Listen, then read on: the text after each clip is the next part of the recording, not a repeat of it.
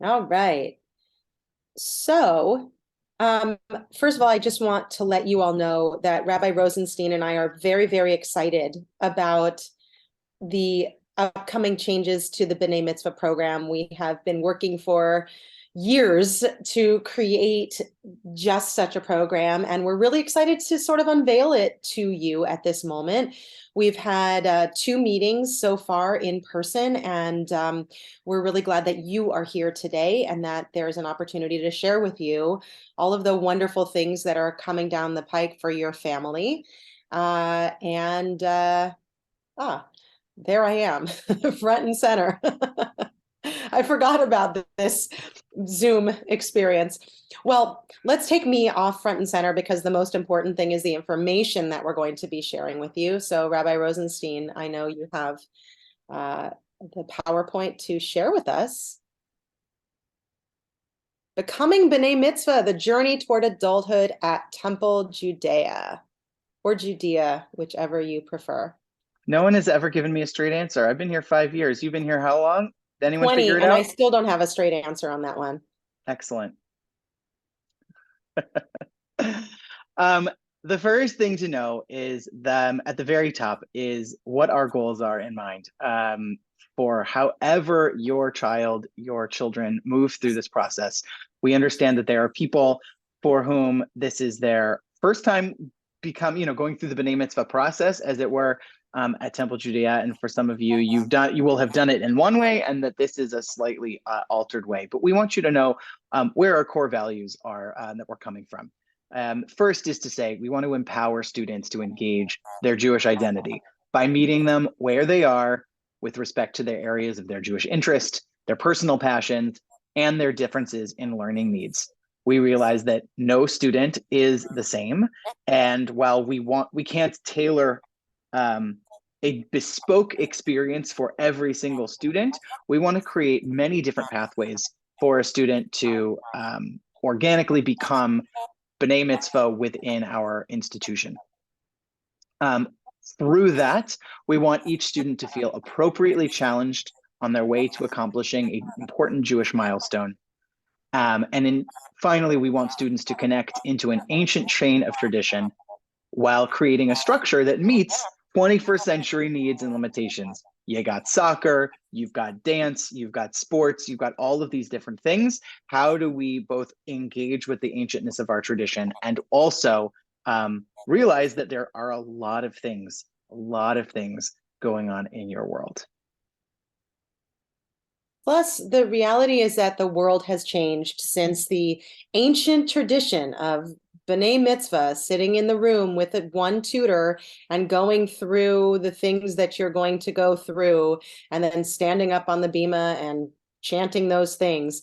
The world has changed, the Jewish world has changed, and we want to provide answers to that. And we want to provide answers that are special and specific to each family. And we think that this program that we've created is going to be able to respond to all of the needs of your specific family.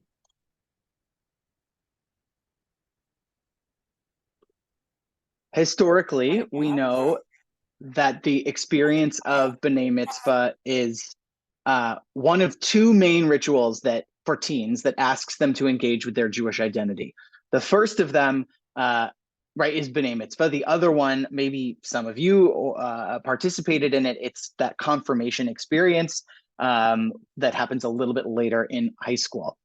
From a traditional standpoint, we learn every Jew automatically becomes legally responsible for, all of ethical action and mitzvot when they turn 13. But we also know that there's something to the ceremony in and of itself, the ritual that acknowledges that coming of age within our tradition, that sense of responsibility. And more importantly, honors this young person, whoever they are, whatever their journey has been up to this point, on that cusp of teenagerhood. Knowing, as I'm sure you all know, that with every passing day is their increased independence or desire for independence and in personal choices and in Jewish choices. I'm just going to pause in case Rabbi Kenner-Wissett wants to jump in. Okay, great. All good. Through preparation for and leadership of a Shabbat service, the B'nei Mitzvah process asks a student to claim some mastery over various aspects of Jewish life.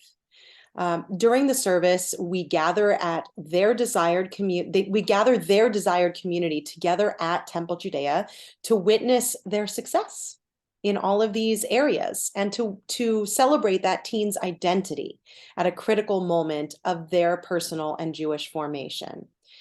So this is an important, perhaps, change, that we are starting from the identity of the teen and your family, and we're starting from the identity of the tradition and trying to bring these two things together in the process that we're trying to experience with them. So that's going to look different in terms of what they master for different students who make different choices and different families that make different choices. So this is all the 30,000-foot level. Let's move into what this is actually going to look like. We've been speaking about different paths, different options, different kinds of conversations. Let's talk about what this actually looks like. It's all based in the 3 pillars of the B'nei Mitzvah. This is based out of a statement that comes from Pirkei Avot, the ethics of our ancestors. Al shlosha devarim ha'olam omed. The world stands upon 3 things. It stands upon Torah, it stands upon avodah, which we translate as prayer, and it stands upon gemilut chasadim, which we translate as acts of loving kindness. So we're going to engage within the B'nei Mitzvah process each of these 3 pillars on their road to B'nei Mitzvah in some way, shape, or form. Now, each pillar has 3 levels of attainment. So there's a foundational level, yesod. There's a middle level of guvura, which we translate as strength. And there's really that high mastery level that we're calling chokhmah. It's translated as wisdom. As we move through our time together, you're going to see the different ways that the expectations increase as we move from that yesod to the gevura to the chokhmah levels, those different levels in each of those 3 pillars. Let's take a look at what that looks like. In the year leading up to B'nei Mitzvah, that's the preparatory period, every single student will fulfill the requirements of the yesod, that foundational level, in every single pillar. Every single student is doing that. This is akin to your general studies or general requirements in college. And then we move on so that students can pick their major, as it were. So first, they're doing their general studies, that's A.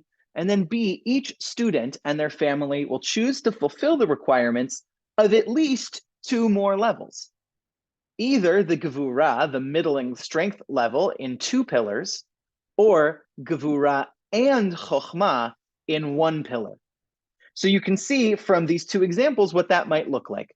In both examples, every single student is fulfilling the yesod, that foundational level, in Torah, in avodah, in gemilut chasadim.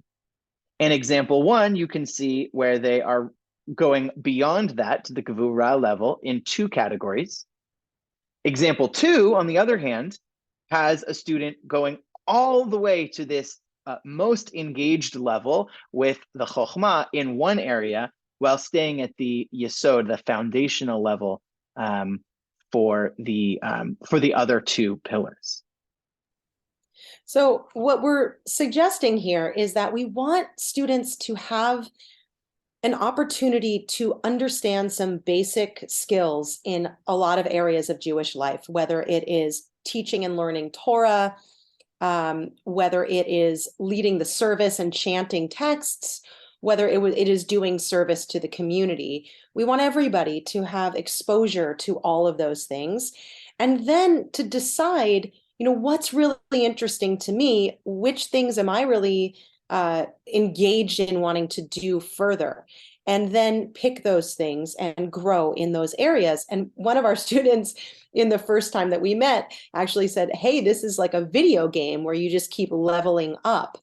So you keep adding things, and it is possible that students will choose to level up even further than these two other areas, these two other levels, and achieve even all 9.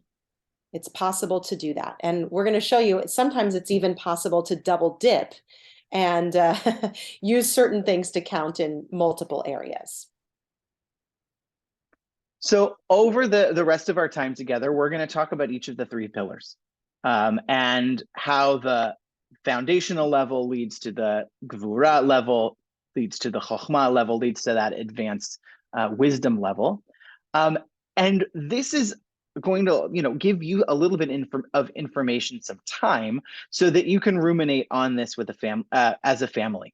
I'm going to send you a version of these slides, the same sort of packet that all of our families received when we did this in person, and that way you'll be able to see all of it in front of you. And you'll be able to think about what kind of path of specialization that your child would like to take. And about 6 months before beginning the Beit Midrash, which is the name of the real preparatory class that your student attends in the 12 months before their ceremony. So we're talking about 18 months out from the date of the B'nei Mitzvah. We'll have an initial conversation about which of these paths, which of these levels you think you want to go down, and that's certainly open for change. That doesn't lock you in anywhere. It's going to change in keeping with student interests, family expectations, how the student is actually achieving, whether they're getting to the Hebrew and going, actually, this is a little bit of a stumbling block and I might need to pivot. Or on the other side, hey, this is easier than I thought it was going to be. I want to go do more. And you may find that for any of those reasons, we might want to pivot or add from different levels of specialization to another. And as Rabbi Kanner-Wissett was just alluding to, any student who completes 7 or more levels on their way to B'nei Mitzvah, they'll be additionally honored by the community with an additional gift, or with a special gift, to honor the fact that they've really spent deep time engaging in these various pillars. Now, there's one thing that I think would be wonderful for everybody on this call to be aware of at this moment. So you have time. Most of you have some time before you really engage in this choice that you're going to be making. And again, there's plenty of room to pivot once you get there. The one thing that really needs to be done before you start the Beit Midrash class, the year-long class where you study the prayers and the blessings and the Torah portion and the Haftarah, the students need to be able to decode Hebrew. And I want everybody to take this very seriously, because it will determine some of the levels that you're able to, your child is able to achieve. It's come to our attention that in many, many schools, reading has become an art form that is primarily taught by sight words. So we're reading in English and you recognize words and you can just read quickly because you recognize the words. And while that is a wonderful and effective way to learn a language that you speak, it is not necessarily the most effective way to learn a language like Hebrew that you may not speak by the time you get to bar and bat mitzvah. In fact, most of our students will not. And so they need to be able to read. This is applicable to students who are in our religious school, and this is applicable to students who are at day school, because day school tends to teach Hebrew by sight words. And we need students to be able to actively read the consonants and the vowels, which is not necessarily taught in day school very much. So it's very important that you take seriously the we need to do an assessment of, and we do that here, of every student and their Hebrew, and we will let you know where your child is in that process. And it may be that in order to achieve some of these additional levels, that you need to have some additional tutoring, that there needs to be some additional attention. If you missed a lot of religious school because of soccer or baseball, it may mean that you need to kind of make up some of that time in order to really be prepared for class. That is really the only requirement that we need before you come to the Beit Midrash. We can teach the prayers, we can teach all of the Torah and Haftarah stuff that they will need to learn, and we do that. But in order to really be successful, they need to be able to read, at least slowly, the actual Hebrew letters. I see The a other question here, thing, which is, yeah, will I'm just going to write back in the chat. The other thing to know here is that's a process that Rabbi Kenner Wissed and I work on together as they're transitioning out of fifth grade, depending on when you're beginning the Beit Midrash.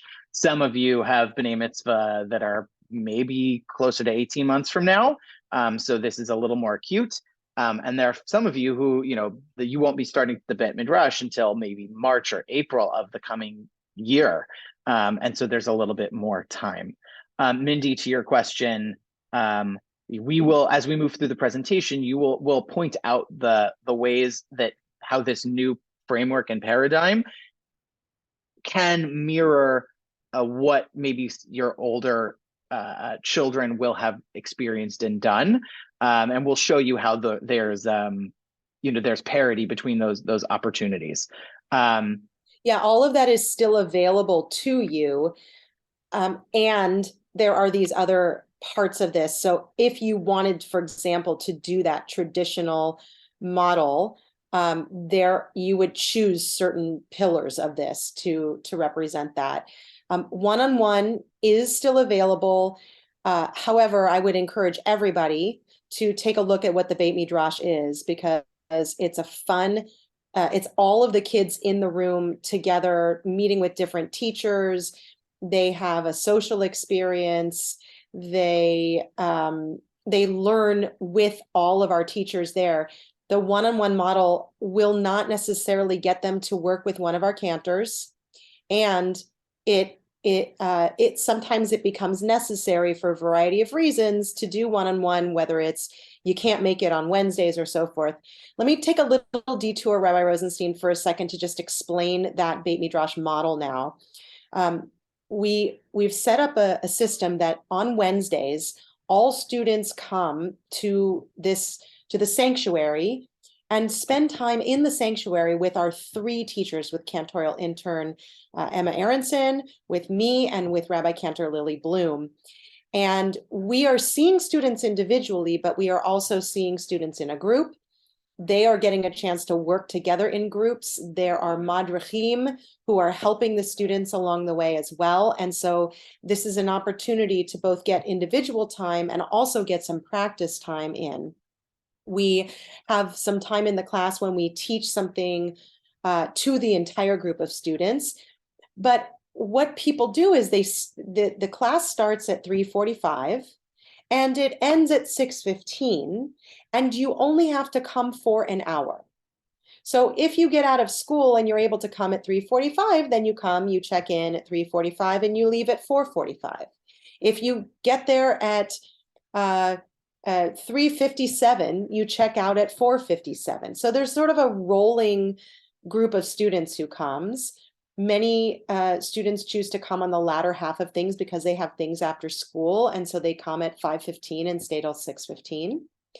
And so there's constantly an energy in this room that feels pretty exciting and fun for these students as they're learning, rather than sitting one-on-one with a tutor, which may or may not be the most effective model for many of these kids. We call it the Beit Midrash program deliberately. The Beit Midrash, the house of study, is a very ancient way for Jews to learn together and to learn together in community. And what I love to see is sometimes the week or two after a student has become B'nai Mitzvah, they want to come back to the Beit Midrash and be with their friends who they've been with, and jump into the role of being one of the madrichim, because they want to pay that forward and continue to be part of that community that they've been learning in. It's a really powerful motivator. Um, I will say, additionally, for those students in the Beit Midrash who are in seventh grade, that the one seventh grade Wednesday class that we have per month happens right after the Beit Midrash ends. So what you would end up doing is, when you're in the seventh grade year, for those particular weeks, you might come at 5:15 to 6:15 in the Beit Midrash. Then we'd feed you dinner, and then the seventh grade learning would happen from 6:30 or so to 8 o'clock. And so really they're together for an extended period of time, and making those Jewish friendships and memories that's going to help them with their long-term Jewish identity well after the B'nai Mitzvah is in the rearview mirror. Let's talk about what the primary learning is in the Beit Midrash, which is the service leading component of things, the avodah, where our goals are fostering prayer and Torah literacy, gaining comfort on the bima, teaching our students the skills to co-lead future services, if they ever get that opportunity, whether here at Judea or farther on in their lives in college and whatnot. Gaining a sense of the matbeya, which is the order of prayer, and really a sense of how to pray as a Jew, which is a really important thing beyond what to do when you're praying as a Jew. And as we're talking about the preparation for this, the service leading and the chanting of Torah and Haftarah happens through this Beit Midrash program. And you can see from the note that's at the bottom of this slide what Rabbi Cantor-Wissett was saying earlier. A student who is not able to decode Hebrew letters and vowels will not be able to progress beyond that foundational level. And so we'll choose other areas of Jewish life and literacy for them to gain mastery in and lift up those elements as they move forward through the B'nai Mitzvah process. This is scary. It's not scary, I promise. Rabbi Cantor-Wissett's going to walk us through it nice and slow. Okay, so let's start in the yellow at the bottom. This is the level that we are going to expect all of our B'nai Mitzvah students to achieve, and they're very achievable goals. If you show up to the Beit Midrash, then you will achieve the majority, at least 2 boxes of this. And we'll talk about the service attendance in a moment. Prayer leadership. The foundational level has a student knowing and joining clergy in the following prayers: Talit blessing, Nisim b'chol yom, Shema and Ve'ahavta, Avot and Givorot. That may or may not be gobbledygook to you, but they're the basic prayers that we have expected students to participate in up until this point as well. A student can join in this foundational level, can join in the mourner's Kaddish, at least from transliteration. We want all of our students to have that ability for the future in their lives. If they achieve all of this, which is extremely achievable in the course of this Beit Midrash, then we also within Beit Midrash will push them to learn a little bit more. They will learn all of the prayers in the foundational level. Then they'll also add Baruch Hu and Michamocha and the Friday night Kiddush. And they will be able to read the mourner's Kaddish actually in the Hebrew letters. For those of you following along, Rabbi Cantor-Wissett just jumped up in that column. She's now in the green section of prayer leadership. So we're now moving up in that column. And at the top level in the blue, if you complete both of those levels, and for the record, we are seeing the majority of our students at least get to this green level just by showing up to class. And yes, there's a little homework to be done as well, but the year-long process really allows students to learn these things. We're going to add in that blue level additional prayers, which will be determined in conjunction with clergy, and they will be able to also know what all of those prayers are about, the themes and the context of that liturgy. So they really begin to understand the structure of prayer and how to really lead a service on their own. We're going back to the yellow on the middle section in yellow.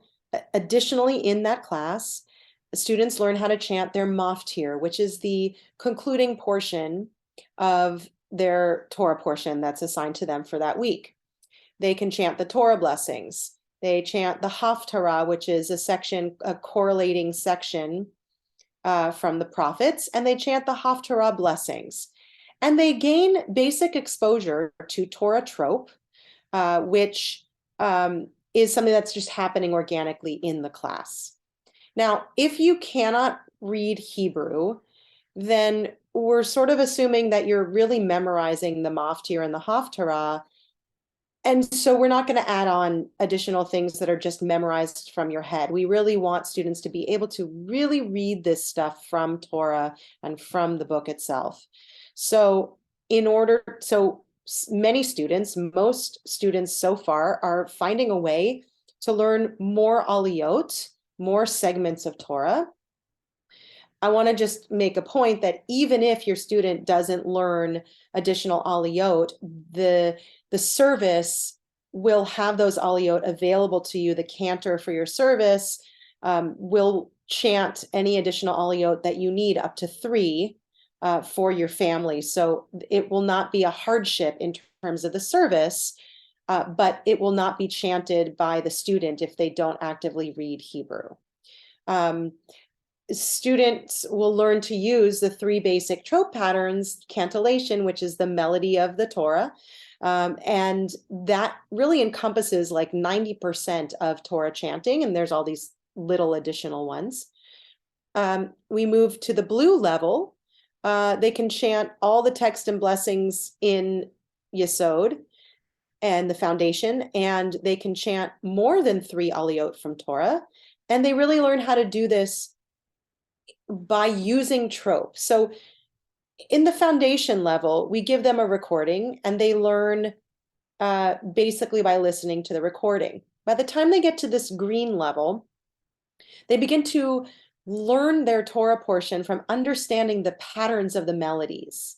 And that is also something that organically is happening in the class. And so it's a really good reason to go to class. There is this other column on the right side, and that is something that is new.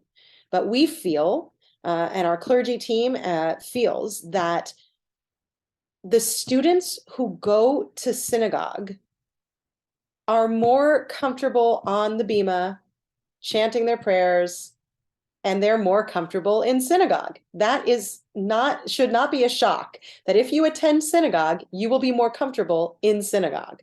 So for foundational level, over the course of an entire year, we're asking that all students attend 3 Friday night services, so they see how the flow of the service goes. We're asking that they attend 2 Shabbat morning or afternoon services, 2 B'nei Mitzvah services. Could be a friend's bar bat mitzvah. We need these to be at Judea because every synagogue does this a little differently, and we want them to experience what we do. And 1 adult High Holy Day service. So camp is amazing. You should definitely go to Rosh Hashanah at camp. And you also should come to 1 adult High Holiday service at Temple Judea to see how those pieces are put together. We add a few more services. This is 13 Friday night services in the green level. And that is totally achievable, coming 1 week a month and 1 extra time.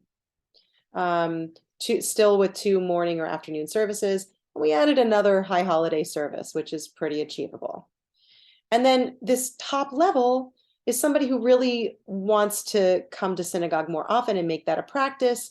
18 Friday night services over the course of a year, 2 Shabbat morning or afternoon services, 3 adult high holiday services, and the student joins the Cantors in Training, which is our group that sings on the Bima for the year, which will give them their once a month experience. And so you understand, nobody has to have a beautiful singing voice in order to do this. Nobody has to have a solo. The kids who really want to have a solo are going to, and can sing, will have a solo. But the kids who just want to participate and be up there on the Bima for some basic prayers and know how the service goes, will join us for that experience on those Friday nights. I want to address what was Mindy's question earlier about how does this interact with what you had seen in the past. What this most approximates is the green level, right? Most students over the course of that was sort of the default expectation of our students who are currently going through the program is some mixture of yellow and green in terms of the prayers that they're doing on the Bima.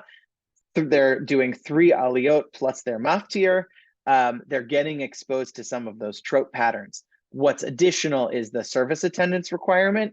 But if we're talking about what is happening during the service question, it's most approximated by the green level.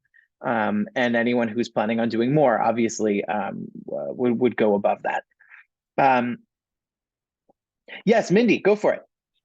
They sound like great changes. I love the service requirement. It sounds like the Beit Midrash is different than the former program where they would kind of learn the prayers and then their Torah portions in a group setting, but I'm not completely sure I understand in what ways it's different. Could you maybe explain that a little bit more? Absolutely. So if you haven't participated in the program before, you can close your ears and not worry about hearing this part because it's not really relevant. But if you're trying to compare it to what you've done before, in the past, we had 3 different classes that met. We had a prayer class, a Torah class, and a Haftarah class, and every student in 5 sessions had to get through all of the material in those 5 sessions. We began to see that whether it was because of COVID or because of other reasons, it was very, very difficult to have everybody start at the same level and achieve the same level in those 5 sessions. And there was a lot of stress and pressure on students. What we've done here is we've sort of emptied those 3 classes into the same space at the same time. The other piece of that I would say is students would have 5 or 6 kids that they would go through the program with, or with whom they would go through the program. And if they were friends with those kids, great. And if they weren't friends with those kids, then it maybe was a little awkward. It depended on the class. Some of them were really wonderful, and some of them were just not quite, gelling.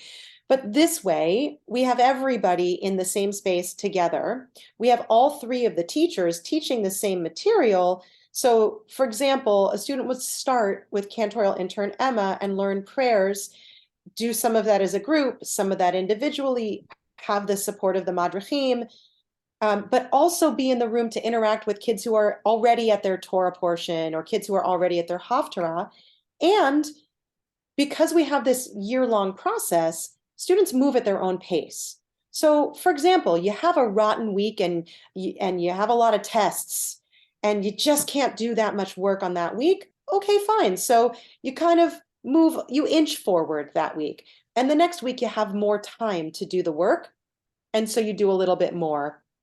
So each student is being allowed to flourish at their own pace.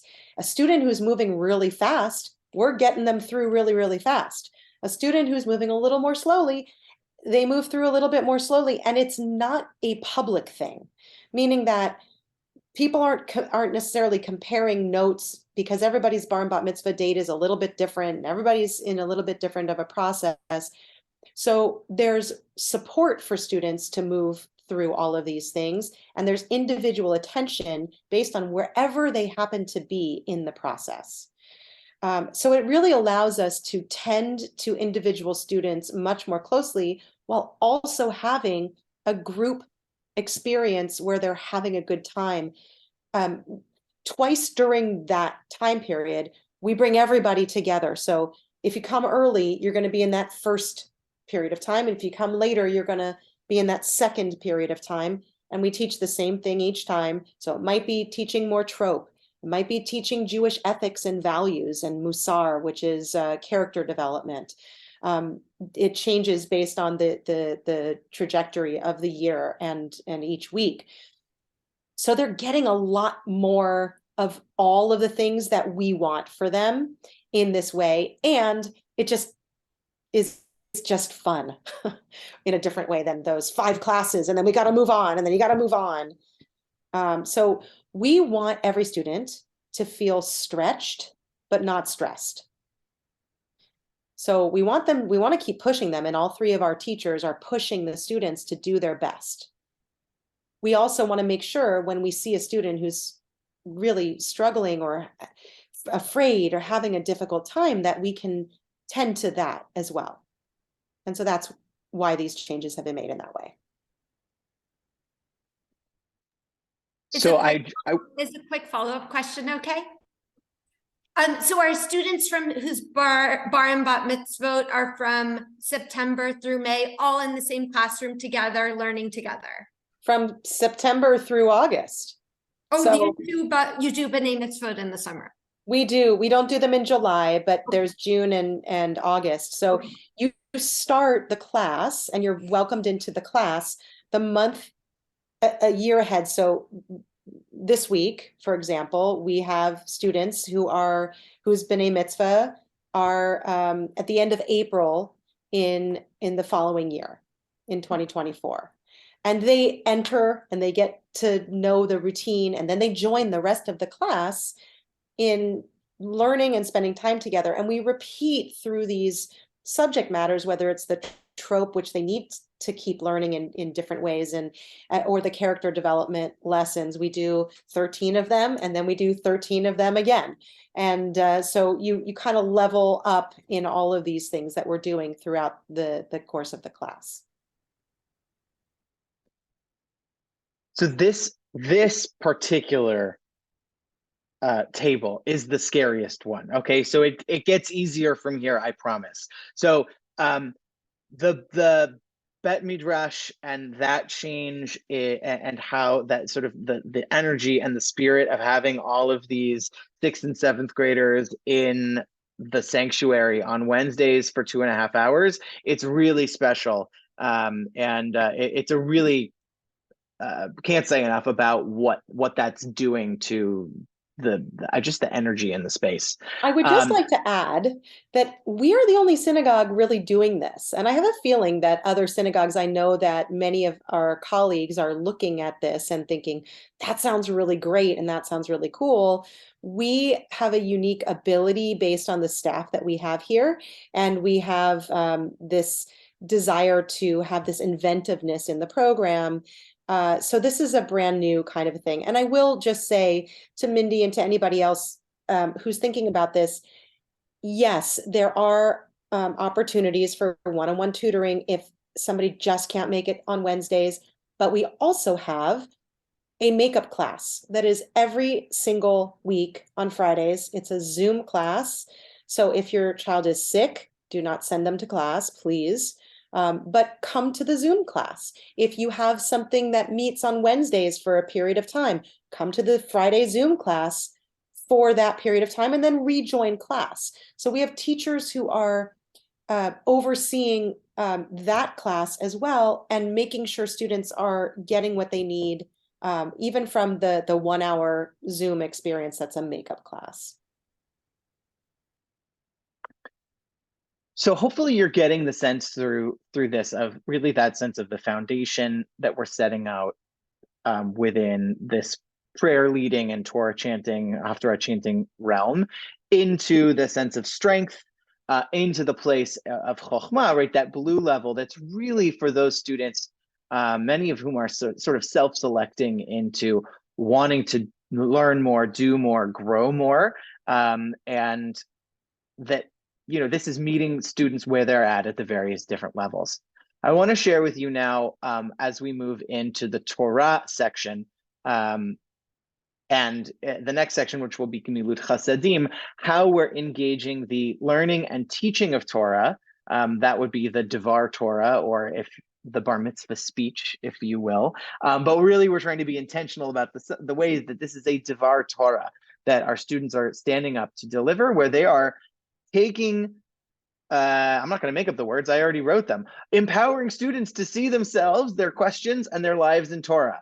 We're asking them to dig deeply into their parsha, their portion of that they are chanting, not just the few verses that they're chanting, but the entirety of that weekly portion, and choose something from it that speaks to themselves, and perhaps also to the breadth of the Jewish interpretive tradition that has had thousands of years of opportunity to say things about that particular Torah portion. How do we prepare for this? How do we prepare for the Devar Torah? Your child prepares for and achieves the benchmarks in this pillar by meeting with a Temple Judea rabbi, often the one who's officiating the B'nei Mitzvah. And as we'll see, the frequency of the meetings and the duration of those meetings will depend on the level of attainment, of achievement that you choose as a family. So similarly, again, but not as many columns, we have a Yesod, Gvura, and Chokhmah level, and it's separated into the content and then how we prepare for it. So on the yellow level, on the Yesod level, on the bottom, what is the content of a Devar Torah? In this case, we want the student to read their whole Torah portion in English and deliver this brief teaching. And at the minimum, the teaching will summarize major themes, ideas, or stories found in their Torah portion. This is really I'm reading the Torah portion, this is what it's saying, and that's it. And that's okay.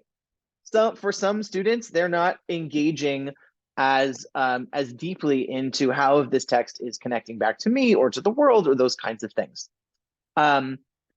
What the Devar Torah also will do, because if they're only at the Yesod level for this section for Torah, then they will have to have other levels of higher attainment in other places. So where applicable, this Devar Torah may actually include a reflection on the work that they've done in fulfillment of the Gemilut Chasadim, the community service requirement. So in addition to summarizing their Torah portion, they might also talk about their mitzvah project, or what were the kinds of service projects that they did when they were doing that pillar of our B'nei Mitzvah program.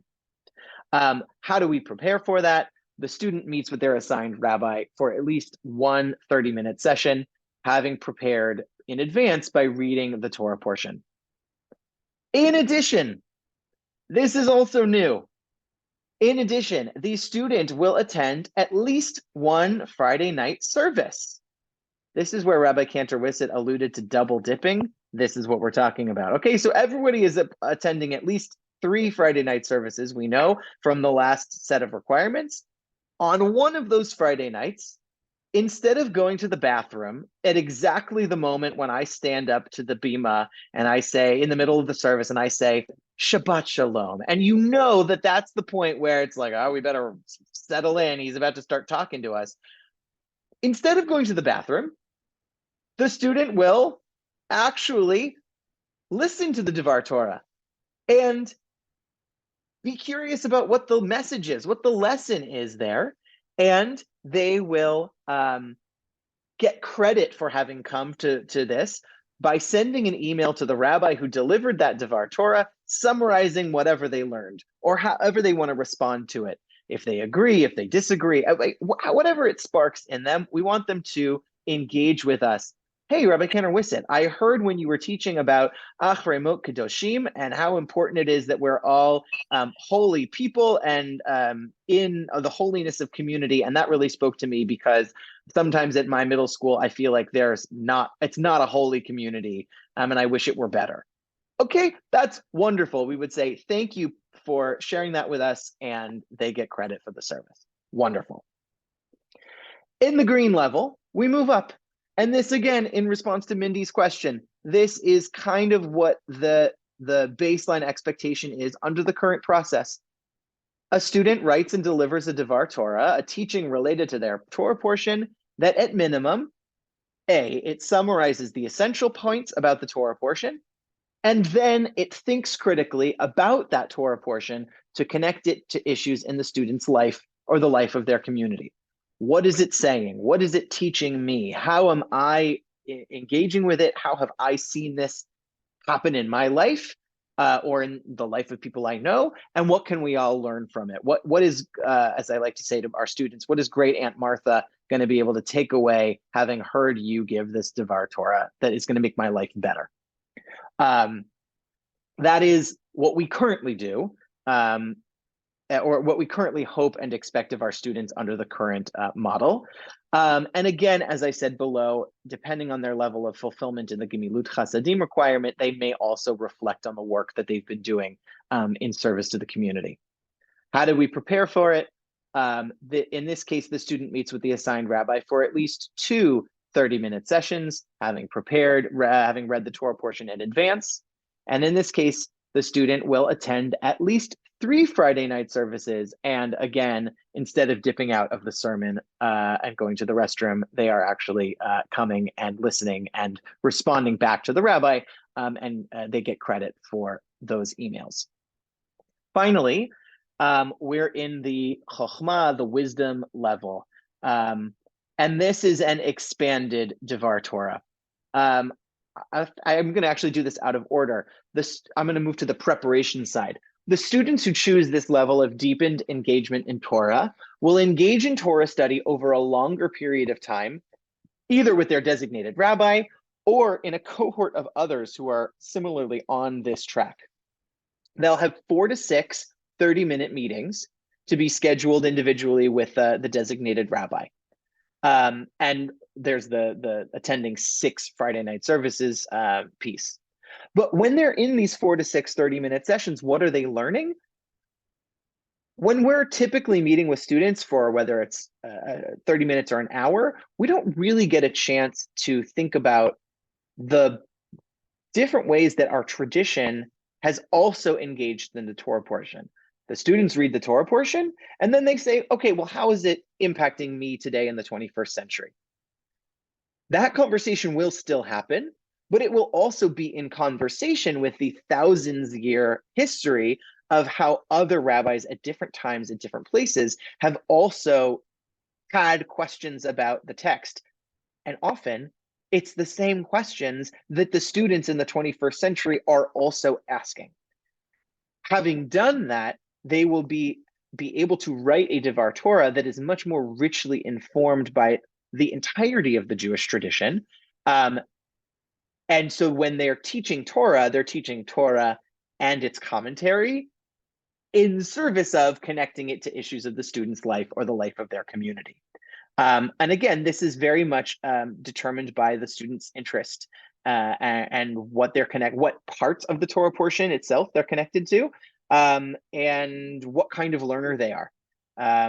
So I've done this with students who have had real questions about Judaism, real questions about God and spirituality, and our exploration of the Torah portion is their opportunity to wrestle with, in the greatest tradition of the Jewish people, wrestle with issues of God, with Torah and of Israel, and then come up with something and teach something to their community about how they've come through that process of wrestling, how they've gone through that process of learning. So that is the sort of the highest level of attainment here for Torah. Really an opportunity to dive deeply into learning the content of their Torah. it just to piggyback on that for a moment, the students in the past, to answer that question once more, have either often achieved the yellow level or potentially some of the green. Most have not gone on to achieve this blue level, which is an extraordinary change to our program, that we have the ability to do that. And just like Rabbi Rosenstein has sung the praises of the Beit Midrash, I have to say, walking into his office, having looked at the whiteboard with the thoughts of all the students who are talking about different commentators and different ideas, and the excitement that they are sharing, it's really wonderful to watch this. And I definitely encourage people to really take advantage of the opportunity to seek out and be intellectually curious. It's a pretty special thing with Rabbi Rosenstein, with Rabbi Aronson, hopefully with us as well. So yes. It's nice. We're both jealous of each other's programs. It's great. I love coming when I can to the Beit Midrash, so it's all good. Finally, we've made allusion to the Gimilut Chasadim, the community service piece. Before we talk about the goal and the preparation here for this, I want to talk about why we're being so explicit about this, about Gimilut Chasadim and service to the community. Whether this is your first time going through B'nei Mitzvah at Temple Judea, or you've done it before, there is somewhere in the water, and I don't know where it comes from. I mean, I do, but there's an expectation of, yes, when you become B'nei Mitzvah, you do a mitzvah project, you do a service project. But historically, and this is not just something that faces Temple Judea, but most other synagogues that I am familiar with, there is this amorphous expectation, but there's no accountability to, have you done it? Was it worthwhile? And reflecting on that, okay, so you went and did this project, but like, how is that impacting you Jewishly? Like, what are you learning about your Jewish soul? How are you changed by the fact that you went and worked with people experiencing homelessness? What does it mean that you worked in an animal shelter? How is that connected to your Jewish value? And it's that sense of accountability, and not accountability from a negative sense, but let's reflect on it. Let's think about how it's changed you as a human and as a Jew. That is a new piece of the puzzle here, so that it's not just, oh, right, we've got this mitzvah project that we've got to do, but no guidance in how to do it. We are going to really help curate for you different ways of engaging in meaningful community service work. The goal for that, as it is in our 7th grade program, here in the B'nai Mitzvah program, to foster students' sense of tikkun olam, the Jewish obligation to better the world around them, and to share the Jewish vocabulary behind their passion for community engagement. Not just like, oh, well, I'm Jewish, so like tikkun olam, but like, why? Why do we have this commitment towards justice? Where does it come from? What are the mitzvot that underpin that? Preparation. Your student will complete in-house or external community service hours and log Rabbi those hours. Rosenstein, I still see the Gemilut Chasadim version, the slide. Yes, I'm in the preparation section on that slide. Oh, sorry, just kidding.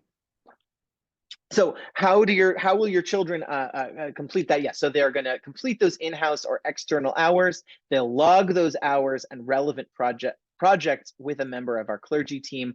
Some of those logging details are still to be worked out, but by the time we get there, it'll be very clear about what emails go where, and we'll have a portal for you. It'll be great.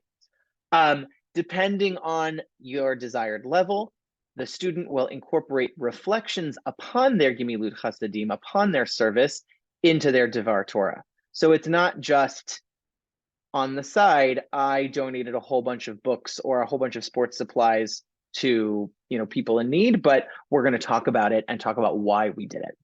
Okay, so Here are the three basic levels. Yesod, your student will work on some small scale service activities that meets a minimum 5-hour requirement. Okay, I told you it got simpler. Now there's only one column. This is very exciting. And wait, Rabbi Rosenstein, how can you achieve those 5 hours? I will tell you, but we're going to wait until we get to the next slide. The second one, there is a 15-hour community service expectation and a meeting with the clergy to check in on that project, to share about it and think through the Jewish values and the work they're doing. Use that conversation to talk about it in their Devar Torah, which is the third bullet point here. In the Chokhmah level, the student will complete a robust 25-hour community service expectation with a few meetings with clergy to check in about the project and the Jewish values that are there, to reflect on what they've been doing, what's animating them, what's challenging them.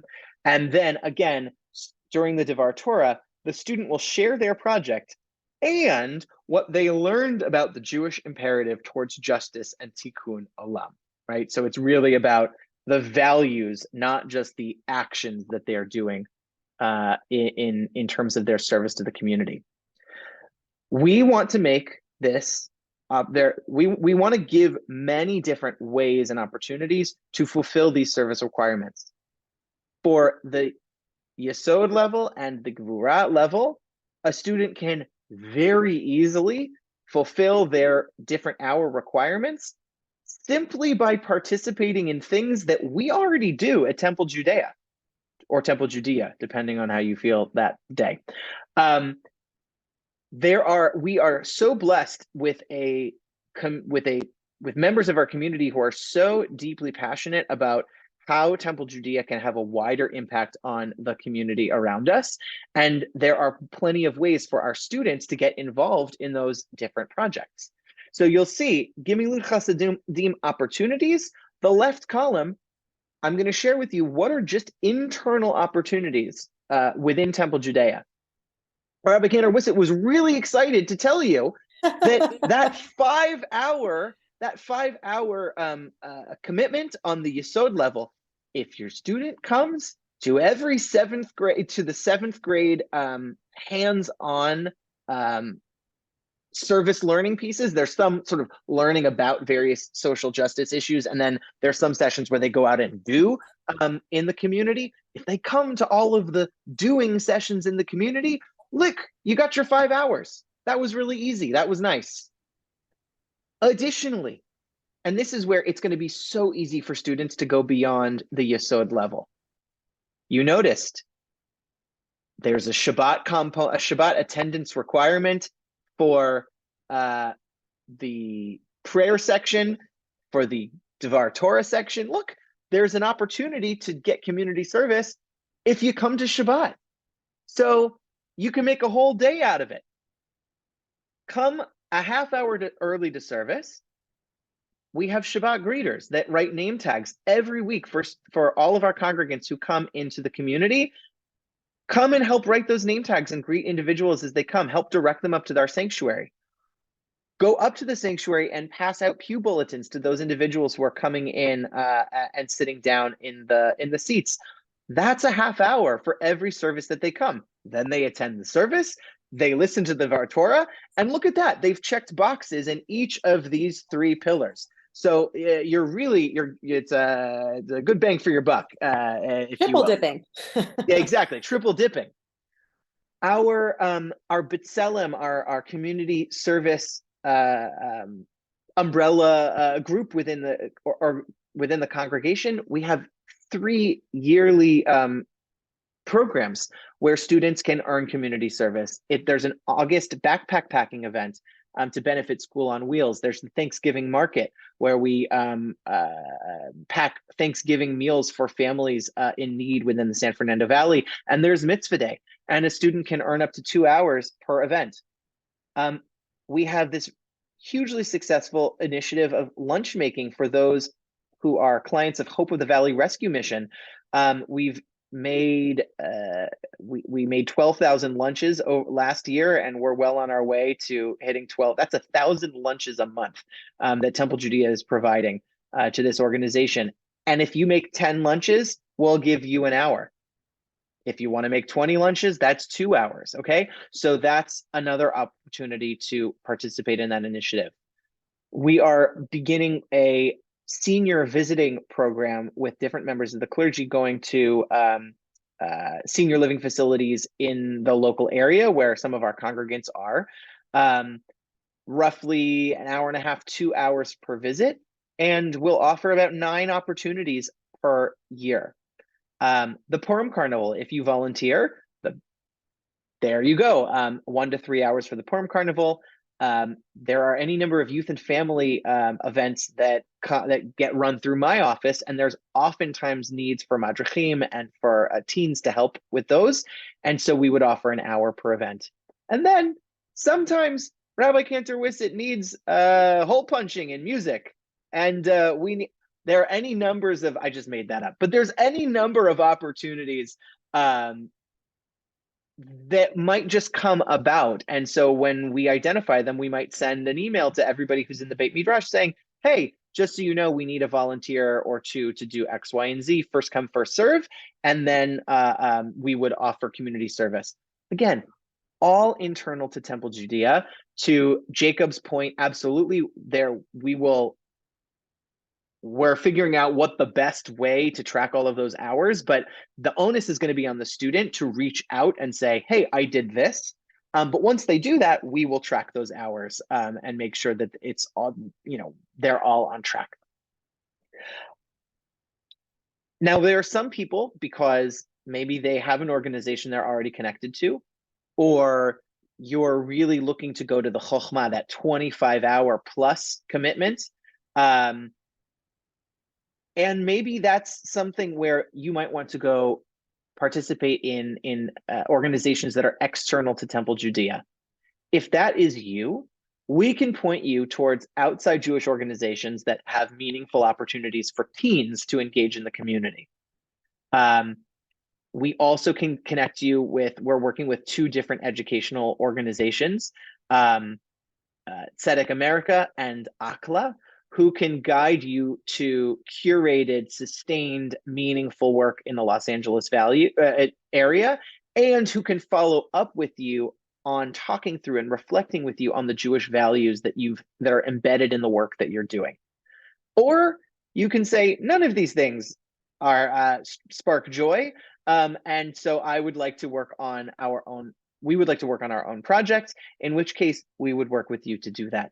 But we want you to know, as Rabbi Cantor-Wissett said, we've got you. There's a lot going on here, and we want to make this meaningful and aspirational, but also very doable. So just the most important thing is, if you're able to come to the Beit Midrash, and if you're able to come to 7th grade, which you should while you are engaged in this program, and there's so many amazing teen things beyond that as well, then you will fulfill automatically a lot of these requirements. So while we do need your help in making sure that students tend to the things they need to do at home in terms of working on their prayers and their Hebrew and so forth, we also will be tracking things for you, and we will be taking care of them while they're here, to the point where they really get this stuff already done. The requirements will be already fulfilled in the program. So as a parent who has been through this 3 times, there's a lot that parents have to do in these regards, and we want to make it as streamlined and simple for you, and as exciting and doable for you and for your kids.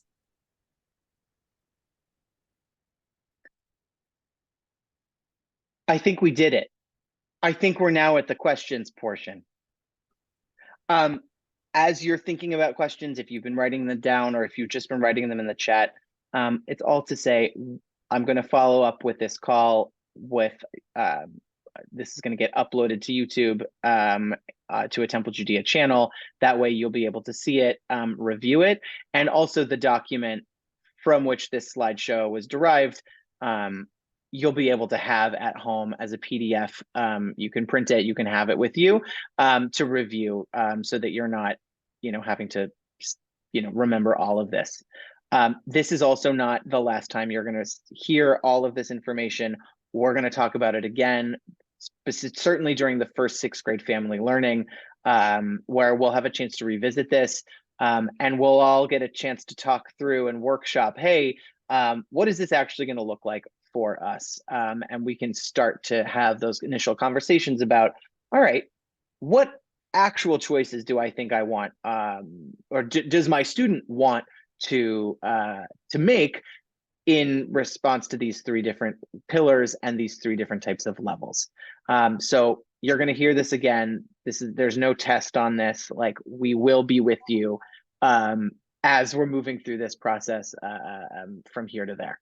And if you want to process this individually, we are available to do that with you. If you want to call and talk about the specifics of your family, we're happy. Any of us are happy to talk to you about this. The point really that I think we want to get across immensely to you is that there is no one way to really seek out your Jewish identity at this time period in a student's life. And we want to make it possible for them to find the things that they love about being Jewish that helps them to want to connect with this, not just, at the B'nei Mitzvah level, but in years beyond. We're hoping that what this will allow your family is an opportunity to engage with your Judaism in your way, so that the year after Bar and Bat Mitzvah, the year after B'nai Mitzvah, and the year after that, and the year after that, and as adults, they have the capacity to really define for themselves what's meaningful and how to participate and how to engage with their own Jewish identity. So that is our meta goal for all of this, for them to continue beyond this. And we want to make it such a wonderful process for all of you, in order that really continues. So whatever we can do to be supportive of you, we are here for that. I see that there is another question.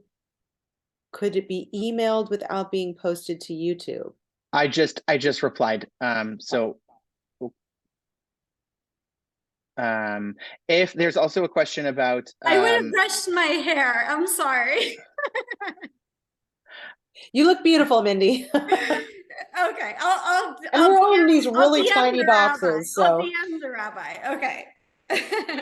there's also a question, if there's someone on the call who does not yet have a date locked in, who should they reach out to, Rabbi Kenner? Was it me? That's to me.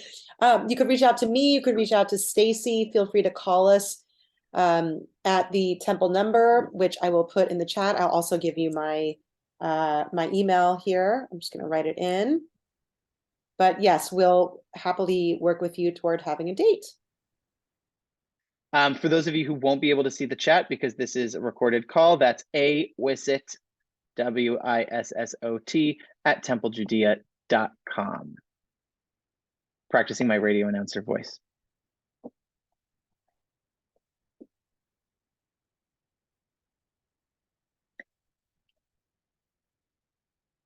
I can tell by the deafening silence that all of you have all of your questions answered. You know exactly the trajectory of your child between now and the 2 years from now. I feel good about that for everybody. Of course, if there are individual questions, both Rabbi Kenner Wissot and myself and all of our team are available to you. We know a lot about what each other is doing, and we're happy to answer as best we can. And when we can't, to refer you to our colleagues. We're just an email or a phone call away in all of this. And we can't wait to be with your kids throughout this wonderful, wonderful process and to be with your families. Thank you for taking the time out of your evening. And where is this? Thank you for taking the time out of your evening.